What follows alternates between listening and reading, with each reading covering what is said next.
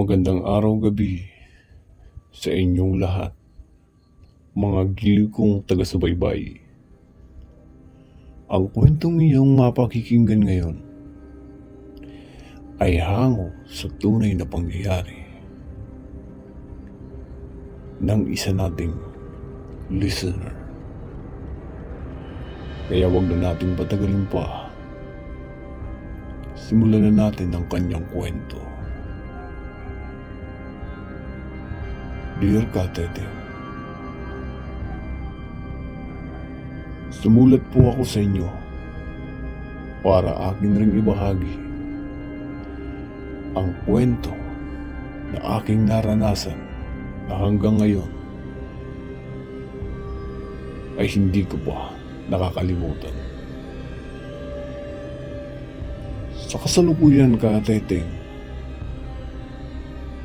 ako ay nasa edad na 45 na. May 3 anak.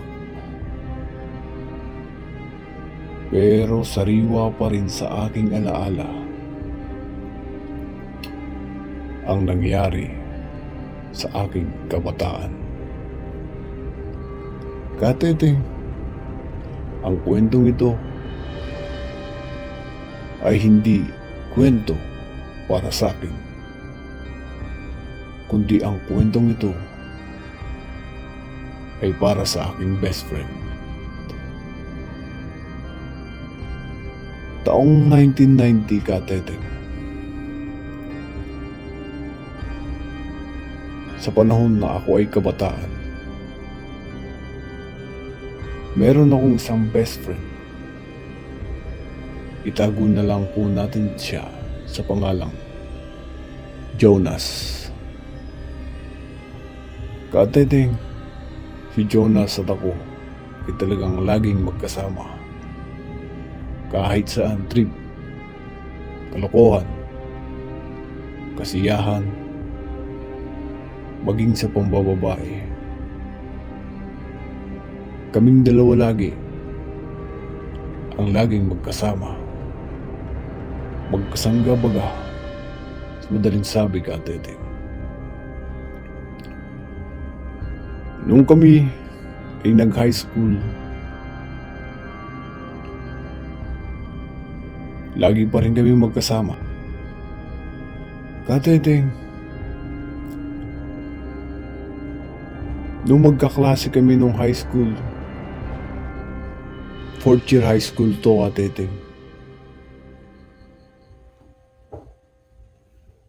Meron siyang nakilalang isang babae.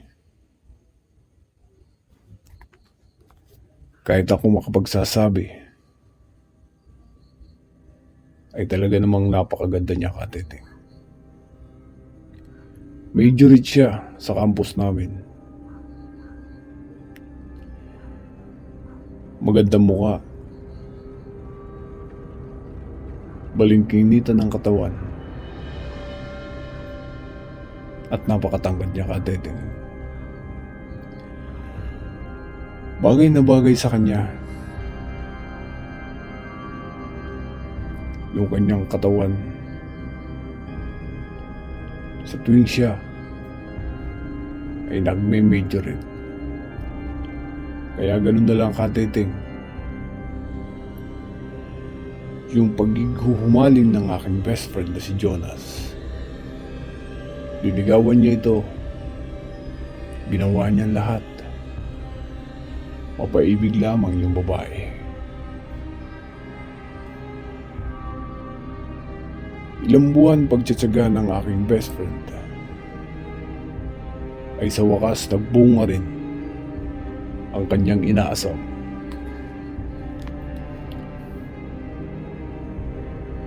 Si Jonas at ang babaeng majorette ay opisyal nang magkasintahan, Katete. Dali-dali akong pinuntahan ng aking kaibigan. Dala-dala ang kanyang magandang balita.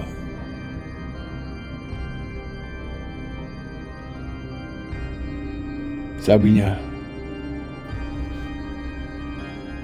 "Pare, may magandang balita ako sa iyo."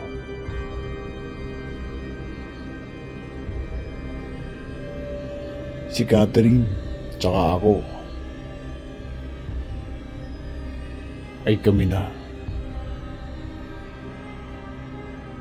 Natuwa naman ako, Kateteng, sa bidaldalang balita ng aking kaibigan.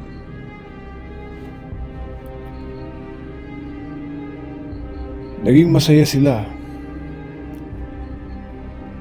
hanggang makagraduate kami. Sila pa din. Naging malakas yung kanilang relasyon, Kateteng. At akin namang ikinatuwa yun. Sabi ko nga sa sarili ko, sana may makilala rin ako na kasing ganda ng siyota ng best friend ko. Naging masaya ako sa relasyon ng best friend ko, Kateteng. Dumating yung panahon noong araw na yon, yung aking best friend ay tumuloy sa kanyang propesyon na magka-college siya dahil ang propesyon niya ay magpupulis. Ibinalita sa akin ng kaibigan ko, Kateteng, na kung saang campus siya nag-aral ay doon din nag-aral yung kanyang kasintahan.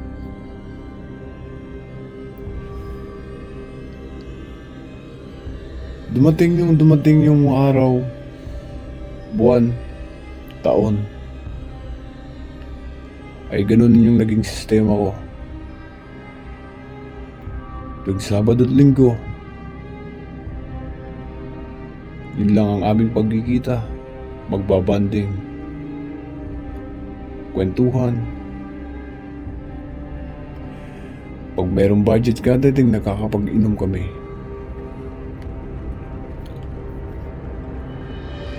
Fast forward, Kateteng, graduating siya ng criminology. Bago graduating nila,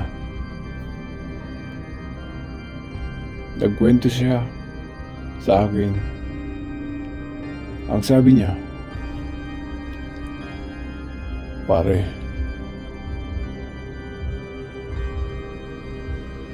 nagkwento sa akin yung girlfriend ko, pare. Ang sabi niya, meron daw siyang ka-classmate. Kinukulit daw siya kung pwede daw siyang manligaw sa girlfriend ko. Kaya ako naman tayo nakwento sa iyo, pare. Baka kung pwede mo ako mapayuhan kung anong pwede natin gawin para hindi naman kulitin yung girlfriend ko.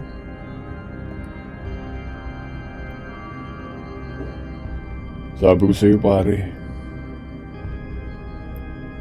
ilang linggo lang din naman magka-graduate na din kayo. Huwag mo nang hayaan. Kumprontahin mo, pare, yung lalaki. Samahan mo yung girlfriend mo. Ipakilala ka niya na ikaw ang nobyo ng girlfriend mo.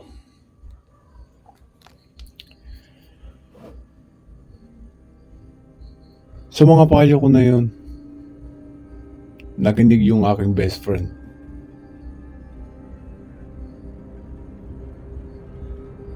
Ang ginawa niya, pinagpakilala siya dun sa lalaki na nangungulit sa kanyang girlfriend.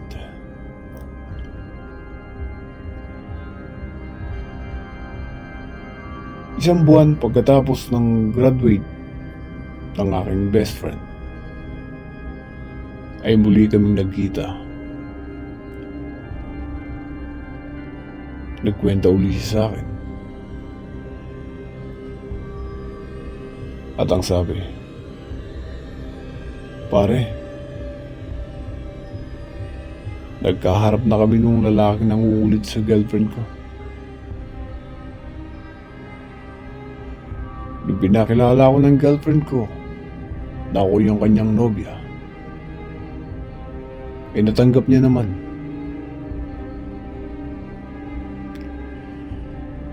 Ang sabi sa akin ng lalaki, pasensya na daw. Hindi niya daw talaga akalain na may boyfriend na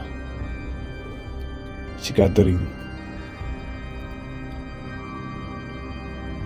Nagkamayan kami, pare.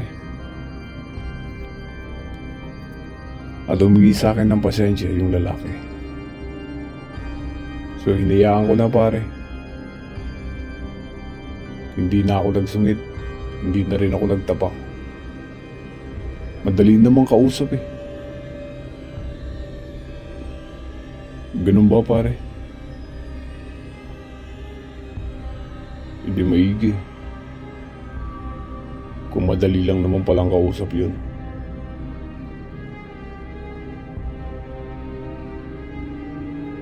Hanggang gumanda yung aming araw, nagkainuman kami Katete.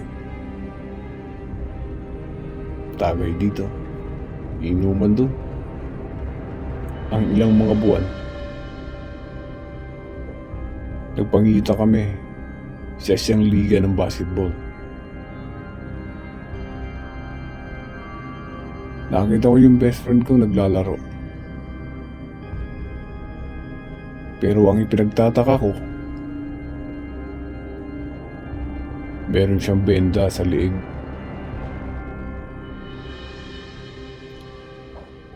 Inisip ko na lang ng mga panahon na yun.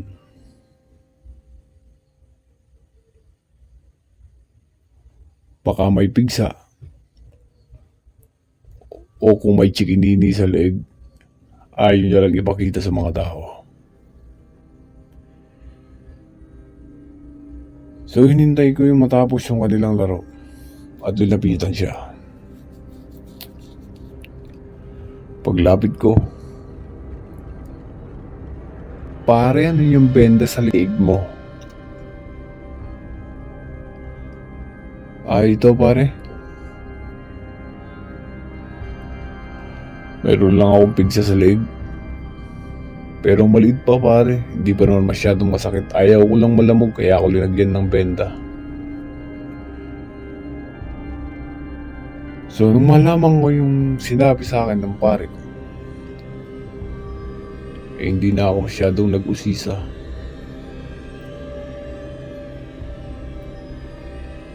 Pigsa lang naman pala.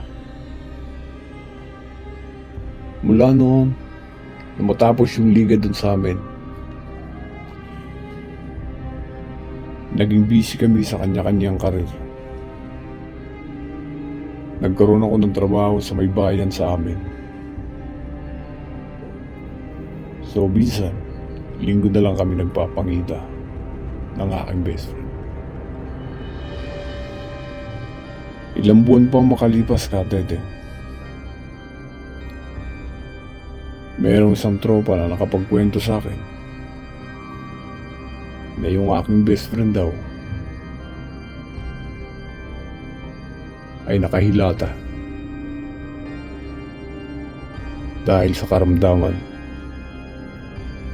Nagulat ako, nabigla ako sa mga kwento ng aking naririnig. Nagkaroon ako ng pagkakataon para dalawin siya. Pinuntahan ko siya sa kanilang bahay. At totoo nga, na yung aking best friend ay nakahilata na. Pinuntahan ko siya at tinanong, "Pare, anong nangyari sa'yo? Nung nakarambol lang, lakas-lakas mo, nakakapaglaro ka pa ng basketball. Pero bakit ngayon? Parang bilis naman yata ang pangyayari niyan, pare. Ano ba ang sakit mo? Ang sabi ko sa best friend ko. Ang sabi niya sa akin, hindi niya daw alam. Pigsa lang naman daw yung tumubo sa kanyang leeg.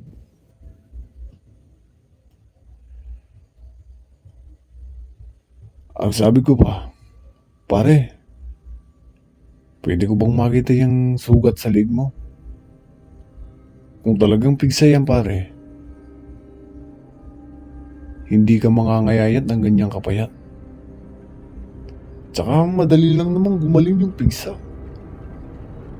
Butehin mo lang, tanggalin mo yung dana sa leeg mo. Automatic, susunod na araw magaling ka na. Ang pinagtataka ko, pare, parang ang bilis naman yata. Ilang buwan lang, sobrang payat mo na. At tinanggalan nga ito kateting ng kanyang nanay, yung benda sa leeg niya. At laking gulat ko na lang. Butas na yung kanyang leeg, katete. Sobrang lalim ng sugat. Na kung susunggitin mo ng mga daliri mo, yung lalim ng butas ay nasa 2 pulgada. Gusto kong mandiri ng mga panahon na yung kateting, pero hindi ko pinakita sa best friend ko. Tinitigan kong maigi yung sugat, kung anong klaseng sakit yung dumapo sa best friend ko. At para bang meron akong naaaning na parang mga insektong lumalabas sa sugat ng best friend ko, kateting.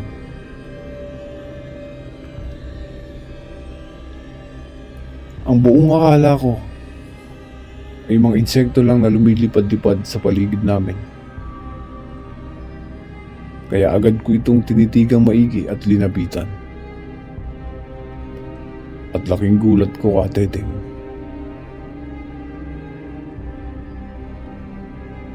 Mga insekto nga ang lumalabas sa sugat niya.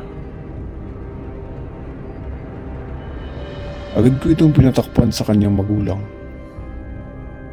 Ate, takpan niyo na po yung sugat ng aking best friend. Pinapasukan ho ng mga insekto na yung kanyang sugat. At agad akong tumayo para kausapin yung magulang ni Jonas.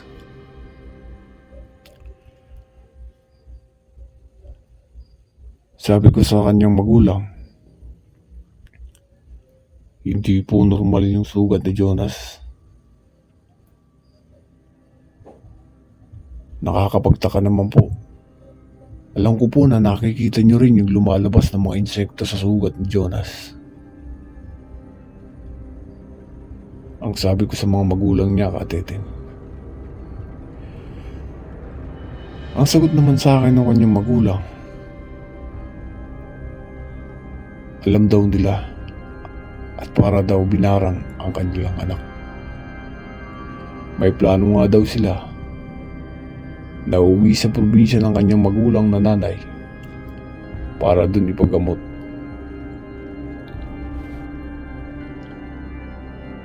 At sa madaling salita nga, kateting, iniwi yung best friend ko sa probinsya ng kanyang nanay para doon gamutin. Dahil natatandaan ko, mayroon daw malakas na albularyo ang manggagamot at lumalaban sa mga kulam. Kaya doon pindala ng kanyang nanay.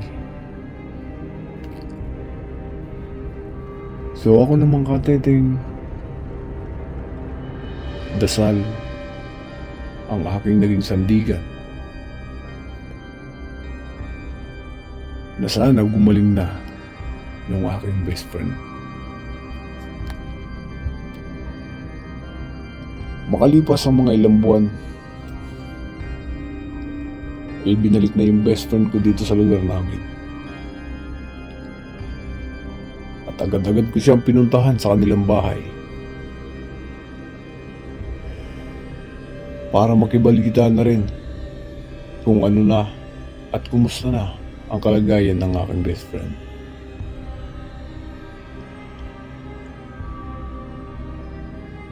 Dinalaw ko katiting yung aking best friend. Binilihan ko siya ng prutas, saging, at kung ano-ano pa.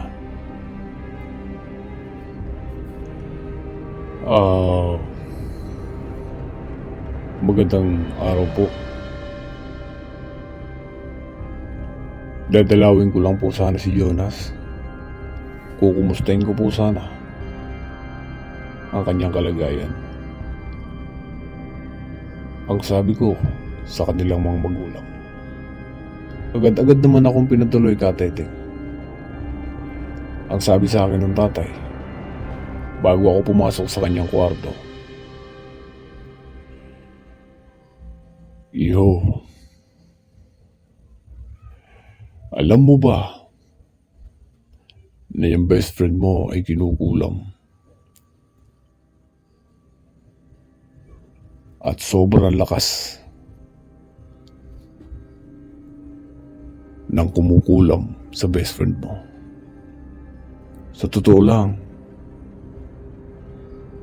kaya namin siya binalik dito dahil hindi kaya ng albularyo na labanan yung kulam o mambabarang na bumarang sa best friend mo. Ilang albularyo yung pinuntahan namin, pero lahat sila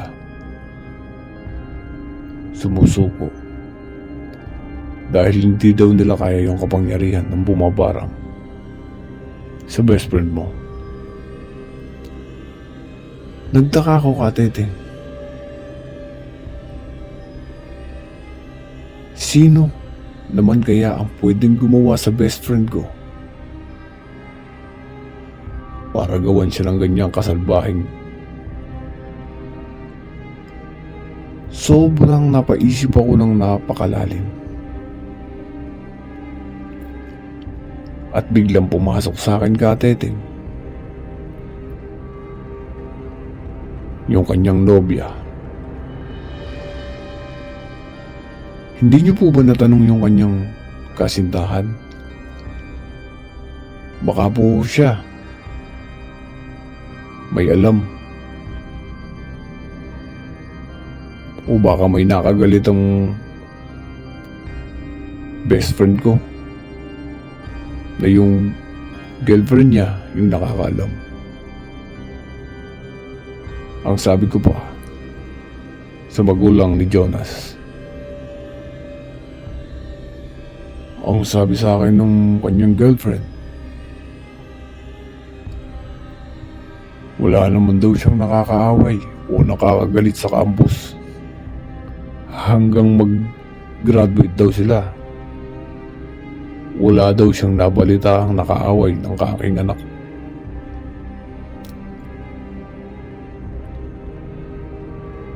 Nakapag-isip naman ako katiting ng malalim. Ang sabi ko sa sarili ko, kung wala siyang nakagalit noong mga panahon na nag-aaral siya, sino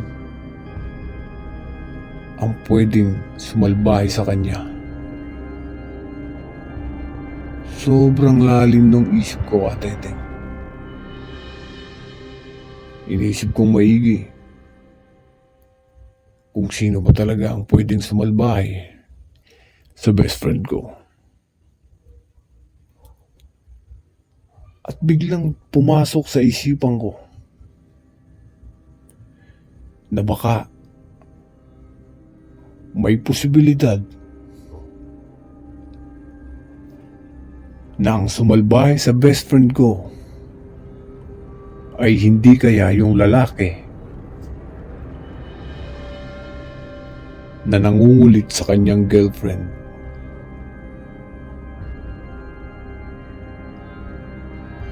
Kaya agad-agad kong pumunta Teteng kay Catherine para tanungin siya.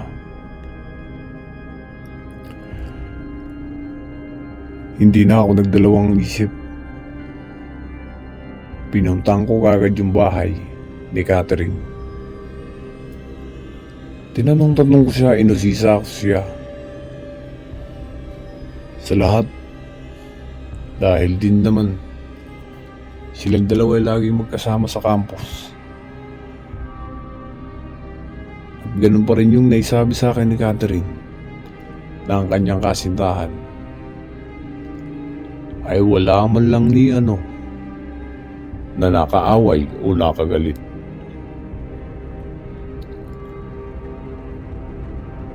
Pero may biglang sinasambit sa akin si Catherine. Ang sabi niya sa akin, nung mga panahon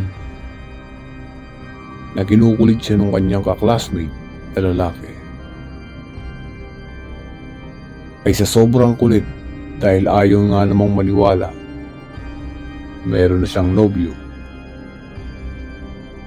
ay naisipan niyang ipakita yung picture ng aking best friend. Kaya kinip daw ito nung lalaki.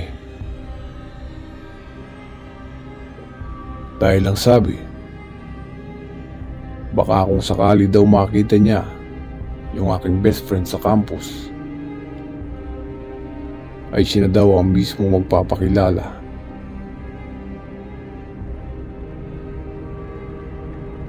O makikipagkamay sa aking best friend. Kaya sa sobrang kulit ng lalaki, ay hindi niya na daw naisip na kunin yung picture ng aking best friend. Nung nasabi niya yung Teteng sa akin, tumpak yung isip ko. Malamang sa malamang, yung lalaki nga na yon ang nagpakulam kay Jonas. Lumipas ang mga buwan, pahinang-pahina na yung aking best friend Teteng. Halos hindi na kumakain. Halos hindi na makatayo. Sobrang naaawa ako sa kanyang kalagayan.